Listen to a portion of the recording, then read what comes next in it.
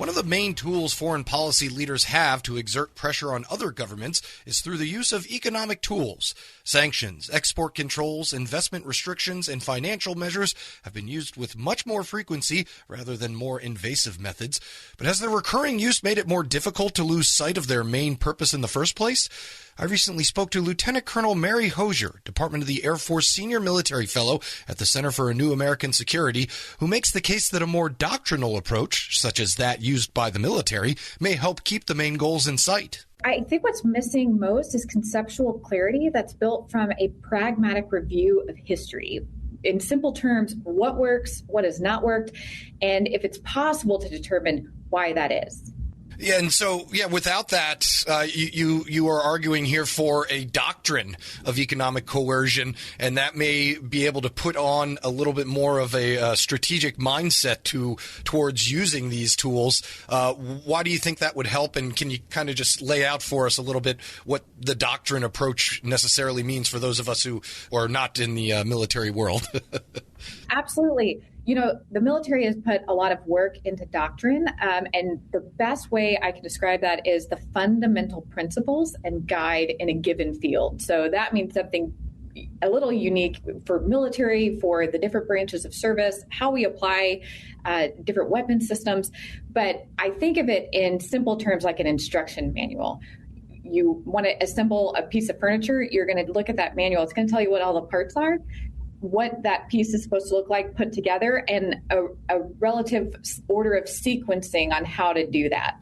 The other example I thought of was that it captures what we universally know to be true in a given field that is free of kind of partisan influence. It's just looking at what is true throughout time. So as a runner, I'll say something like the 80-20 rule in running, which is that 80% of your running should be easy, 20% should be at an up-tempo pace. That captures something coaches and practitioners have known for a while, that if you start to exceed that 20% rule in your training, eventually you're going to hit a wall, you're going to start to get fatigued, you're going to start to get injured, and it's not a rule anyone is enforcing. Every time you step out and run, you can do what you want to do, but if you start to violate this principle that we have discovered over time, it will start to have an adverse impact on the effects you want to achieve, which is probably running a fast time.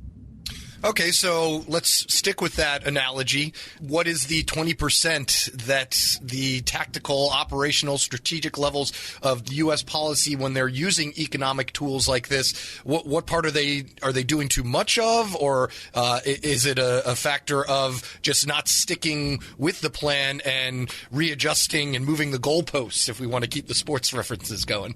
Sure. Using kind of the levels of application, I think one of the most challenging levels is the operational level. And this is true for the military and the economic. So often it can still be challenging, but you can develop very clear strategic goals. And with some thought and intention, that's achievable. What becomes more challenging is that organizing framework at the operational level that turns into lines of effort of how do we think this will help us achieve our goals. So if we do these things, this should result in victory, which in the military we'd call the theory of victory.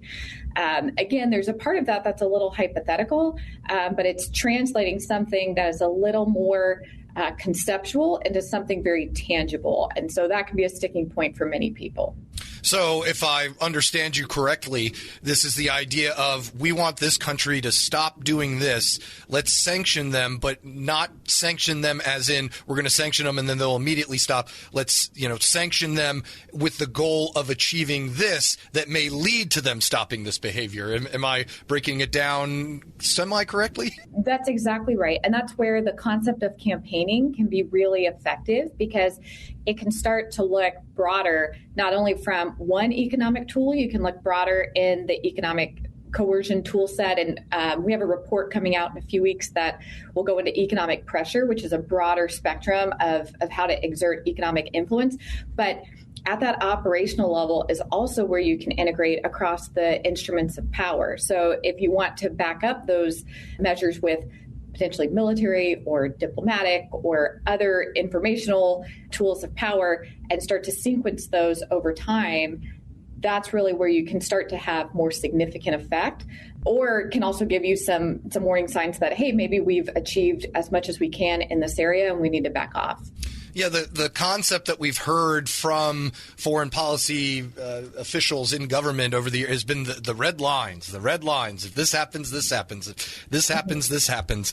That's sort of in the breadth of what you're looking at, right? Or is that just oversimplifying things and you're still saying that, okay, so a red line is crossed, the goal still needs to be kept in mind, even if, the other side ramps up that behavior that we're trying to stop. And I'm sorry if I'm getting a little too abstract here. No, you're not. I think doctrinally, it's actually one level before that. So I think when we start talking about red lines, we're really talking about planning and application. Doctrine is a lens through which to look at these different methods. And so it helps you start to select different COAs, or at least at a minimum to know what is the conventional wisdom on these things. So as administrations turn over, high-level decision-making positions in the government tend to be somewhat transient, that you're not starting from scratch in a given area. So often there's expertise on these senior decision-makers, but it allows you to look at the playbook and say, okay, what do we know has worked? What do we know has not worked? So now we're not trying to use just a fundamentally ill-suited tool. Again, can you use a screwdriver like a hammer? Technically, yes. It won't work very well. And doctrine would tell you that with respect to economic pressure. Going forward, you said that you have some more research on this coming out in the future. Anything else that you are looking at in ways of, maybe getting this in front of the right people to see if it could be of use the next time that we are looking to take this out of the holster? The report we have coming out in a few weeks, I think, is going to be really helpful as a starting point. This is a dynamic instrument of power, so certainly no one person or agency has all the answers on this, but as we've started to cohere thought among colleagues in this arena, it is definitely a useful tool to start the conversation.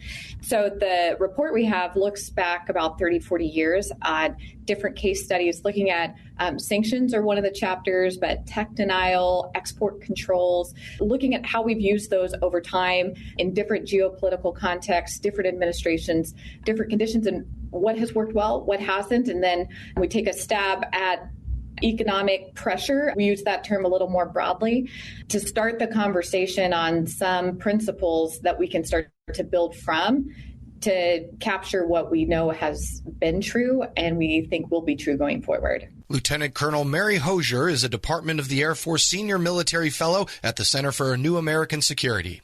We'll post this interview along with a link to her article at federalnewsnetwork.com. You can also find us wherever you get your podcasts.